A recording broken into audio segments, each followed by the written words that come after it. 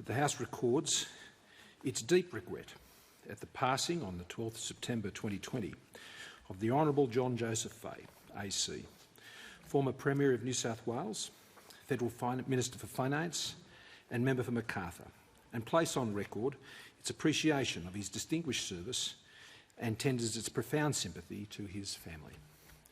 Mr Speaker, as we heard at his funeral service in Sydney at St Mary's, John Fahey had three lifelong passions: his family, his faith and the Canterbury Bulldogs. These three loves came together in 1993, the year when he led the successful Olympics bid. It was the year the Canterbury Bankstown Bulldogs were looking for a patron. The former state member, known to those opposite for Canterbury, Kevin Stewart, described the selection process. He said, "When John Fahey's name was fed into the Bulldogs' computer, the green light went on at Irish, again at Catholic, and again at being a former Canterbury Bankstown player. It then went into meltdown when the word Liberal flashed up instead of Labor. Much to John's delight, they picked him anyway. But you can understand why the computer was in such a state of shock. John's parents came from Ireland. They had 25 siblings between them. He was introduced to rugby league by Sister Kevin at St Anthony's at Picton, and she was his first coach. In those days, the grounds were not watered, and summer's concrete pitch was covered over in a fine coating of dirt. In those early years, John lost a fair bit of skin playing the game that he loved. After school, John spent a year in the seminary in the Blue Mountains, and near the end of that time, he approached the rector to tell him that he wasn't cut out for the priesthood. "Funny you should say that," said the rector. "I've been thinking the same thing." As John later recounted, "I couldn't commit to a life without sport and women." So for the next few years, John focused on those pursuits.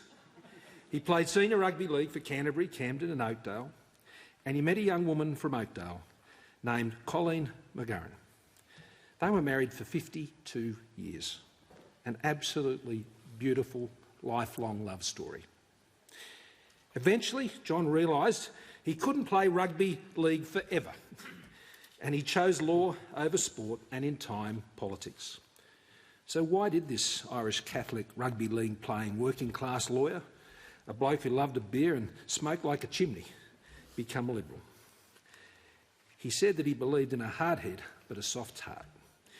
And in what wonderful Irish vernacular he proclaimed, and I got the, deleted the expletive with Whitlam. You can work out the missing word.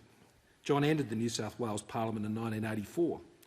He was a minister within 4 years and a premier within 8. In particular, his achievements in the area as Minister for Industrial Relations were groundbreaking at their time. He became premier after Nick Greiner was forced to resign in 1992. But for John, becoming what was known as the accidental premier in those circumstances wasn't something to celebrate. His ascension was the result of a travesty of justice. "Today is probably the saddest day of my life," he said after being sworn in. Still, he took on the role with enthusiasm and authenticity, trademarked for John, and people loved him for it. At public events, he was notoriously slow at working the room. In the days of election street walks, he'd talk to 4 people in about an hour.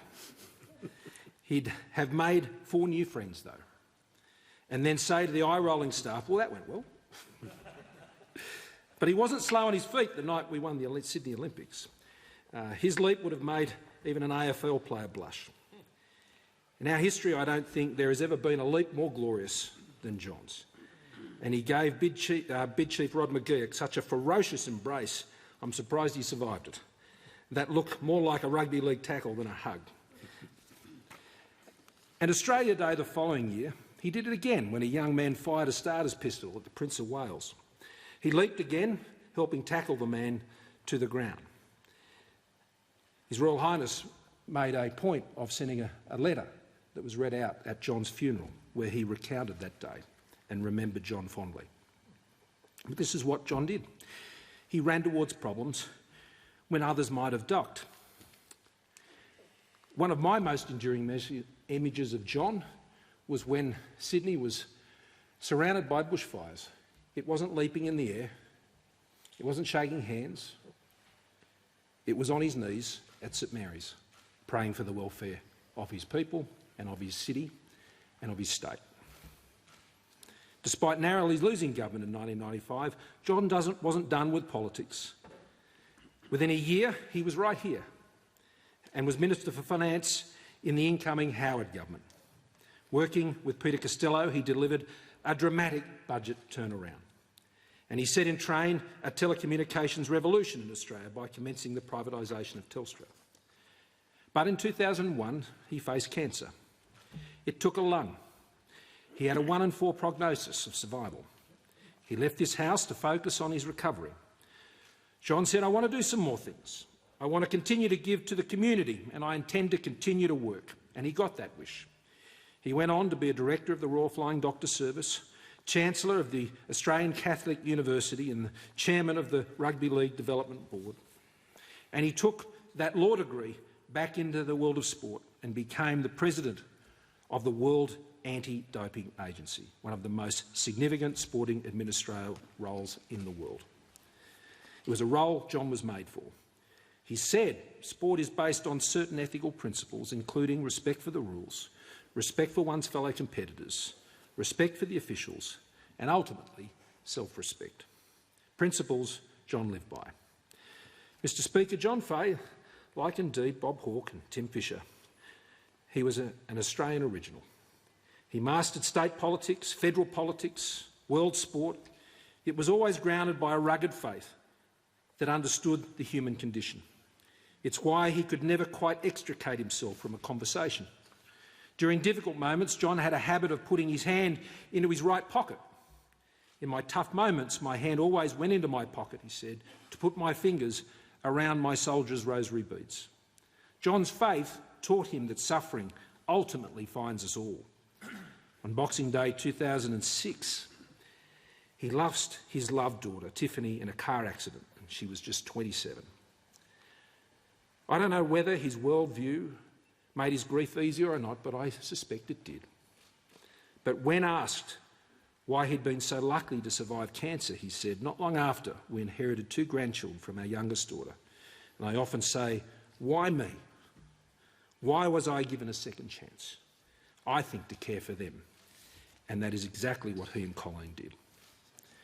To John's wife, Colleen, to their children, Matthew and Melanie, and to their grandchildren, we send our deepest condolences and our greatest of respects. John Joseph Fahey was an Australian original. May he rest in peace. May God remember his soul.